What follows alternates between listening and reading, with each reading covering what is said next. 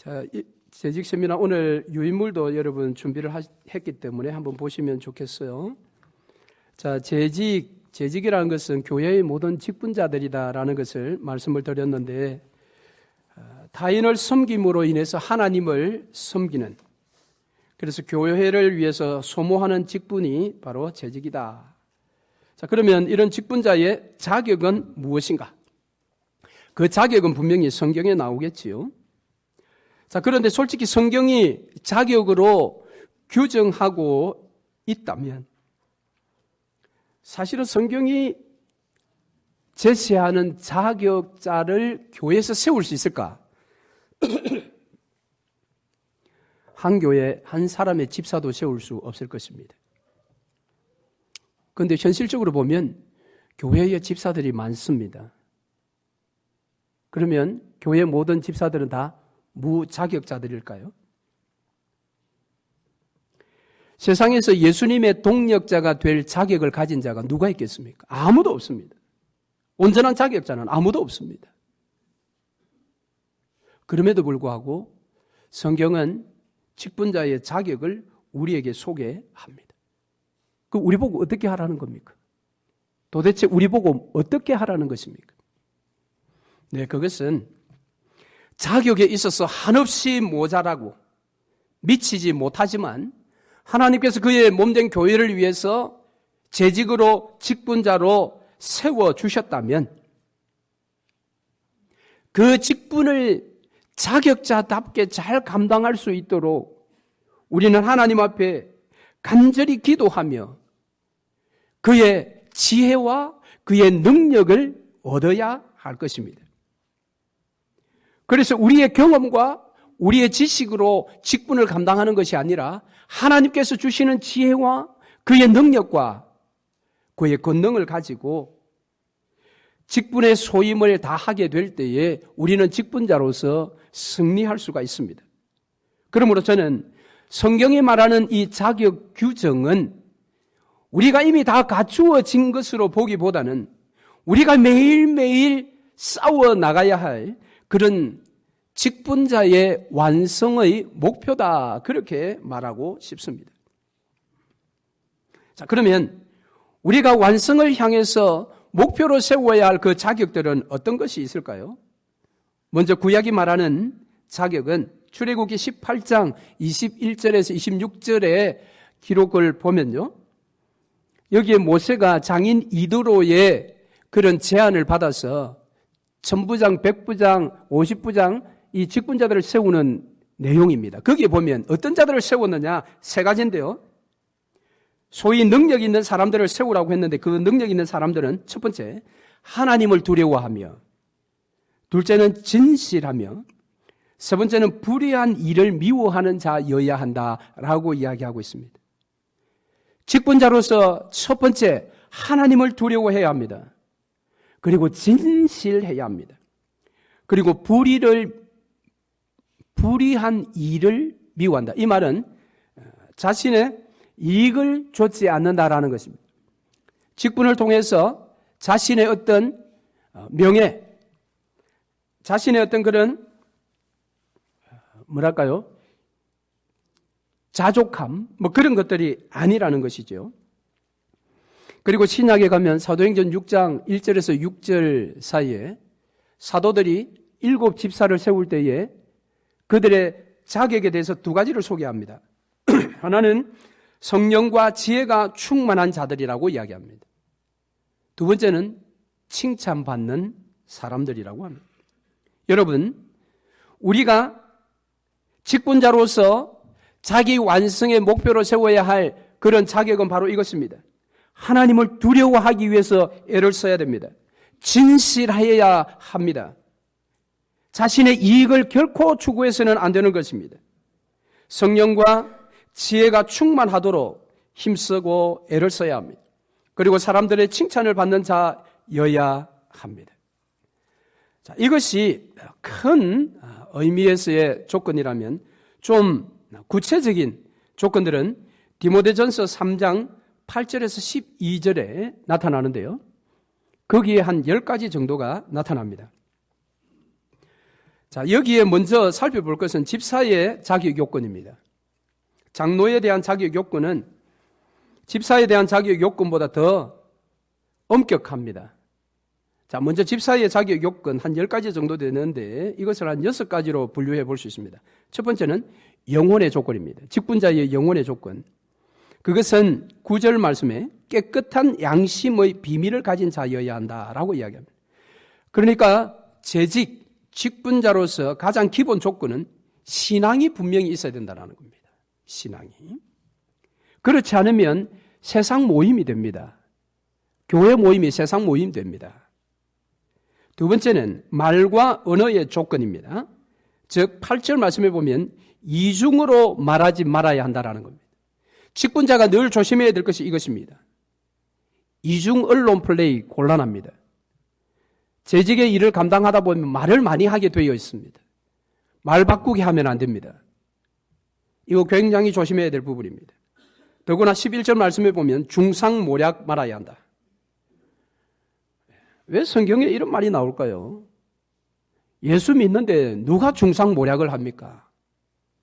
안타깝게도 하는 사람이 있습니다. 그러니까 하지 말라는 겁니다. 세 번째는 행동 조건입니다. 술에 전념하지 말아야 한다. 8절에서 이야기합니다. 물론 문자적으로 술에 전념하지 말아야 된다라는 것이지만 술처럼 자기를 완전히 지배하는 그 무엇에 지배받아서는 안 된다라는 것입니다. 네 번째는 대인관계의 조건입니다. 그것은 12절에 나오는데 한 아내의 남편, 자식들과 집안 사람들을 올바르게 인도하는 자여야 한다. 자, 다섯째 태도의 조건입니다. 그것은 8절 말씀에 정중한 자여야 한다라고 하는데 정중하다 이 말은 존경할 만한 태도를 말합니다.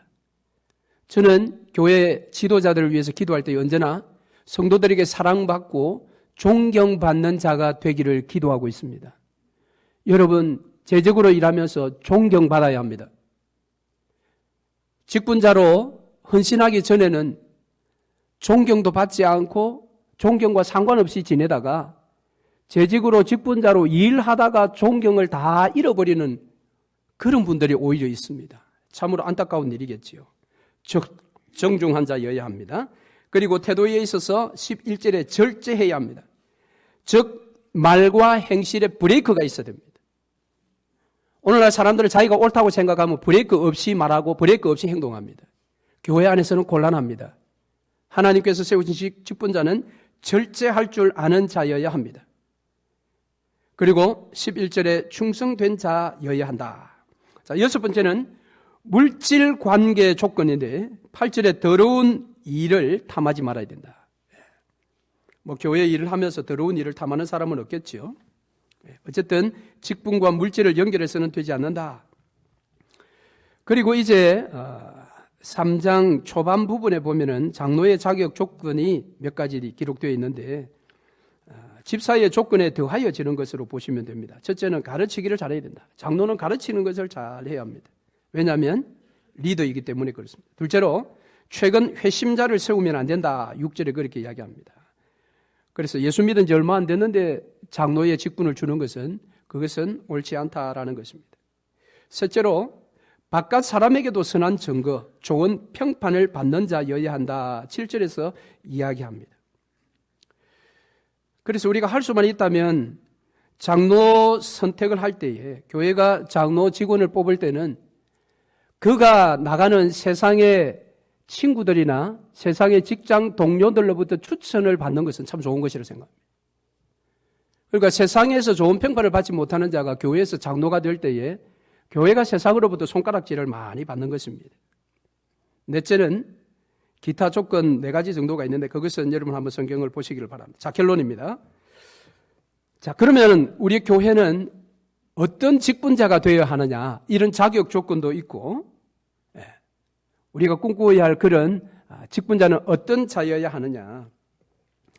스탠퍼드 프로젝트라는 프로젝트가 있는데 이것은 미국의 유명한 두 대학에서 실리콘밸리에 있는 200여 기업체 창업자들을 만나서 인터뷰한 결과를 바로 일컫는 말입니다. 자, 이 창업자들에게 질문했습니다. 당신들은 신입사원을 뽑을 때 어떤 사람을 뽑습니까? 라고 물었습니다. 200여 명 창업자에게. 그래서 그 질문의 답을 다 정리를 해보니까 한 5가지 정도가 분류되었다고 합니다. 첫째는 주역형입니다. 주역형은 어떤 인재냐 하면 현재는 자기 기업에 대한 전문성은 없지만 곧 습득할 수 있는 그런 어떤 두뇌를 가진 인재, 그들을 뽑는다. 두 번째는 전문가형입니다. 이미 특정 기술이나 지식을 다 갖추어진 인재를 뽑는다. 세 번째는 헌신형입니다. 헌신형은 회사가 표방하는 가치와 규범과 가장 잘 어울리는 인재를 뽑는다라는 겁니다. 넷째는 관료형입니다.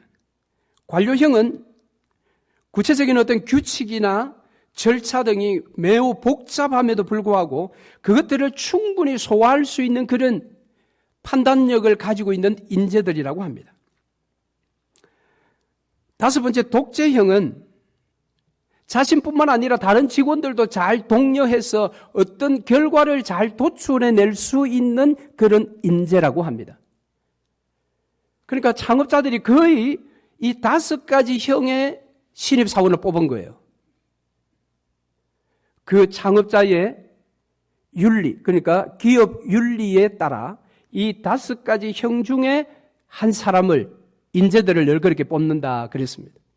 그런데 여러분, 자, 이 5가지 형의 인재들을 뽑았던 200여 기업이 계속해서 그 인재를 뽑고 난 이후에 승승장구했던 기업, 그 승승장구했던 기업은 어떤 형을 뽑은 기업일까요? 그게 바로 헌신형 인재를 뽑은 기업이라고 합니다. 헌신형이 무엇입니까? 자기가 아닙니다. 자기의 지식 아닙니다. 자기의 기술 아닙니다. 내가 가려고 하는 그 회사가 표방하는 가치와 그 규범에 100번 자기를 맞추려고 애를 쓰는 사람, 그런 인재를 뽑았던 기업이 계속해서 승승장구했다라는 겁니다. 그렇다고 해서 다른 형들이 다 기업에 부적합하다라고 말하는 것은 아닙니다. 뿐만 아니라 이 헌신형을 뽑았을 때에 성장통이 분명히 있습니다. 지식이 없습니다. 기술이 없습니다. 그러니까 그가 그런 기술과 지식을 습득할 때에 성장통은 분명히 있으나 그런 자들을 뽑았던 기업이 다 승승장구하더라. 무엇입니까? 이 기업이 성공하는 직원들을 뽑을 때는 어떤 기술이나 지식이 아니라 성격, 그의 성품, 노동윤리, 책임감, 가치관, 이런 것들을 우선시했던 것이 주요했다라는 것입니다. 오늘날 교회가 원하는 직분자도 저는 이런 사람이라고 생각합니다. 왜요? 오늘 우리가 살펴본 출애굽기에서도 또 사도행전에서도 디모데전서 3장에서도 우리의 어떤 기술, 우리의 어떤 지식을 이야기하지 않습니다. 우리의 성품을 다 이야기합니다. 직분자로서 중요한 것은 성품입니다. 그것도 그 교회가 무엇을 가치에 두느냐, 그 교회의 규범이 무엇이냐, 거기에 자신을 충분히 맞추려고 애를 쓰는 사람, 그런 사람이 제대로 된 재직입니다. 그런 사람이 직분자가 되어야 합니다. 직분자가 되어서 자기의 주장을 계속해서 고집하고 자기가 원하는 뜻이 아니면 늘 반대하고 참여하지 않고 헛된 말을 해서 분위기를 흐트러 놓는 그런 사람들은 하나님이 원하시는 재직, 직분자가 아니라는 것입니다.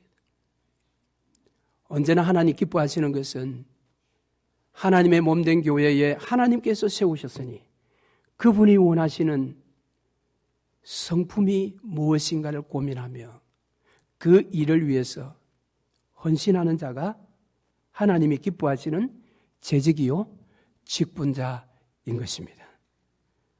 사랑하는 성도 여러분, 2020년 재직으로 직분자로 교회를 섬길 때에 여러분의 성품을 잘 돌아보시고 교회가 무엇을 원하시는지 그것을 파악하여 거기에 여러분의 능력을 10분 헌신하는 그런 복된 한 해가 되시기를 주의 이름으로 축원합니다. 아멘.